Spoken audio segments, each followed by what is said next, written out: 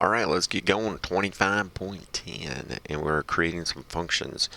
Currently, we've got right up here enemy. This is setting the enemy back off to the left, and it's got x0, right? And then the y, it's gonna be random, so it shows somewhere up on this gray area, and then it's gonna set the velocity, so it's coming across again. So that's for enemy one right there. But we have the same set of code because as soon as the bug touches the cake, we want to reset it. So we're doing the same thing twice. And when we have it two or more times, typically we want to use a function to manage that. So we're going to make a function. We're going to call this one lowercase set enemy one, right? So set enemy one. And I'm going to take this stuff. This is what sets it. I cut it, Control X, and I'm going to throw that in set enemy one. Did I miss? Where'd it go? Did it? Put it back up there again? Yeah, why did it do that? This is why blocks is kind of annoying to me. I'm cutting that, and I'm going to put it down here. There we go.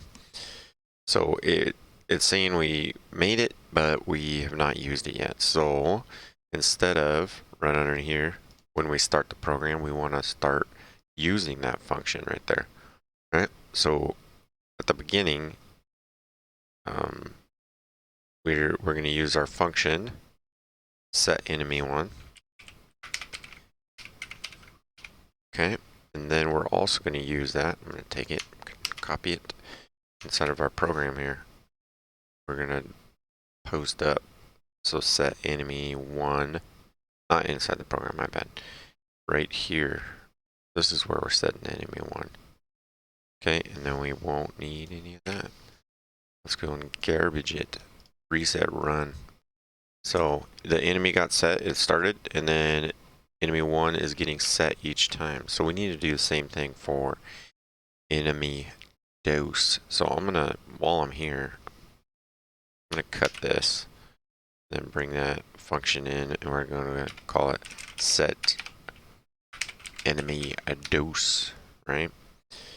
And then let's go in and grab that, and we're going to use it again right here. So up above that, let's just put it in, and then I'm just going to copy and paste and rename my other one real quick. So set enemy 2. Okay, and then let's get it going. Set enemy 2. There we go. So set 1 and 2 are getting set. And we're going to need this again because later in the game we're going to push them off. So we're going to use the same bit of code 3 times. So we want to be able to reset the position of those. Wow. Keep going. One more. 11. Displacing enemies. We want to be able to push them, right? So running it and write the code that makes so displace enemies. So I believe there's already a function set for it, and they called it in the program. So displace enemies sprite. Let's have our player displace enemy 1 and 2. Right? So displace enemies.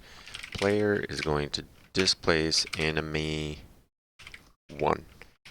And let's just take the whole thing, copy, paste, and also displace enemy 2. Now, when we move, we can push these things. So we can push them around the cake, actually. So now I just broke my program, but we're going to fix that moving forward. So displace, inside the displace enemies function, we're going to use the player to push the enemies. Right? All right, good luck.